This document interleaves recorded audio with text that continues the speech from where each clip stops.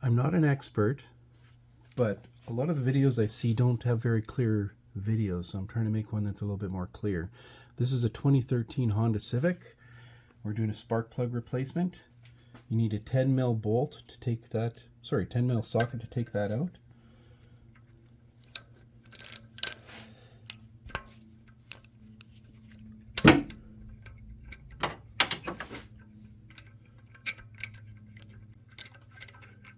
Once you get that bolt out, you want to take the spark plug, the coil over off. There's a button you push there. It'll push on this side and it'll lift that clip up.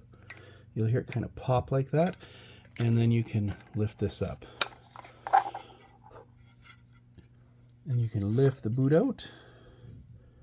There's your coil over. Next thing we want to do is take out the spark plug. I believe it's a 16 millimeter. I don't have a 16 millimeter, but I have a 5/8, and that'll work.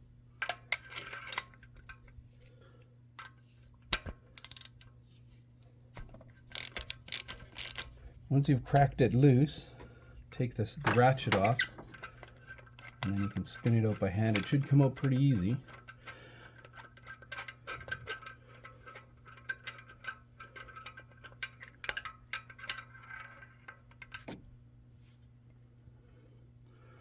There's the old one. And next step is to put in the new spark plug. So these spark plugs should come with a sleeve on them like that. That's to stop them from bouncing around and changing the gap there. So we'll slide this into the socket. And if you don't have a socket that'll hold it, you could put a piece of tape or something in there just to kind of make it a little bit more snug. And then something that I always do to make sure that we're not cross-threading these spark plugs is turn it backwards. You'll hear it, turn it backwards while pushing down, and you'll hear a slight click.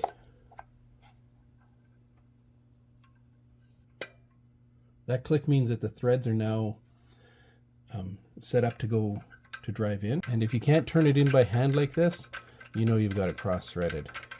Should be able to get it a fair amount in, almost all the way in, without using the wrench. And you want to put on your wrench. You want to torque it down to the proper spec.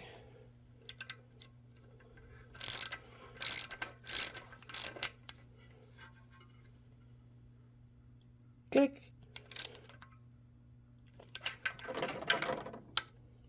Now you could just go and put your coil over back in and you'd be done, but I'm actually going to replace these boots because they get kind of dried up and brittle, and there's also a spring inside there. See if I can get that lined up so you can see.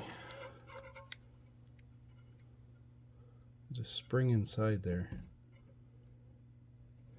and that could be a little bit corroded and stuff, and so we'll replace the spring as well. Now this boot here is pretty easy. You just grab it, twist. And you can see these are probably factory. It looks like they have them siliconed on. So it might be a good idea to silicone them on if you're driving through a lot of water. And this one here is a lot more difficult to get off. You're going to need a screwdriver, small screwdriver, and a pair of pliers. Sorry, needle nose pliers. And you want to get, without scratching up the surface of the plastic there, you want to get in behind this lip and crack it free all the way around.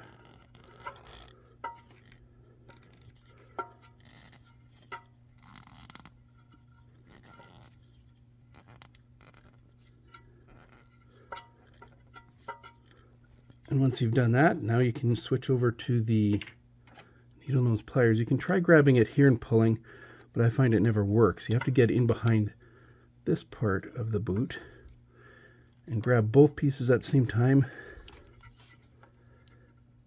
and lift. Don't go too far, and then move down a little bit further. Lift again.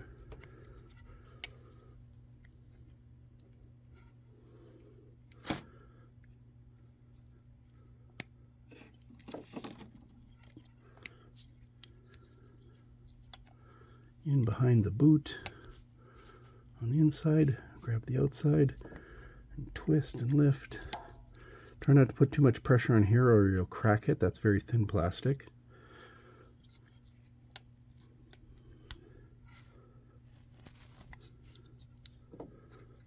And once you've gone around once and it's loose like this, you should be able to work it off just with your fingers.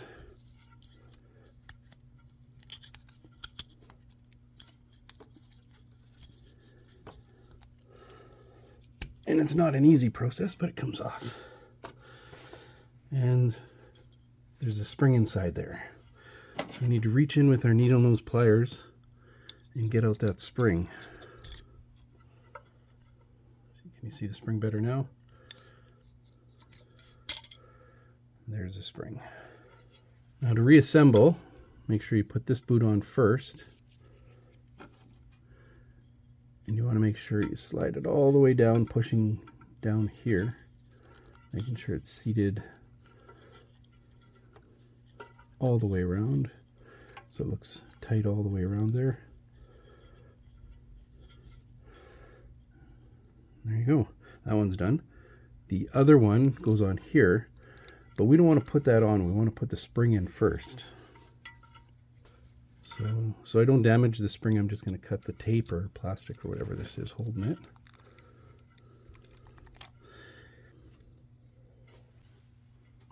Now the spring goes in a certain way. You want to make sure you put it in this way. So there's a spot here. That's where the spark plug actually pushes up against like that, and then it goes in. So we want to take this boot off. We don't want to have that boot on yet. We want to put the the spring in, and I use one of the old spark plugs so I don't damage the new spark plug. Put it on there, put it on, and you want to twist it the way these springs are wrapped. You want to twist it counterclockwise. So put it in and gently turn it counterclockwise until it seats down in there. And when it seats down, you'll know that it's seated down in there because, first of all, it won't fall out and it looks like it's way down there. And that's how you get those springs in. Took me a while to figure that out the first time. Use the old spark plug, twist it counterclockwise, drives it in good. Now we can put the boot on here. Like I said, if you want to make it like factory, you could put some silicone around there, some high temp silicone. But I'm not going to bother. We're going to slide this down. We're going to put the 10 mil bolt back in.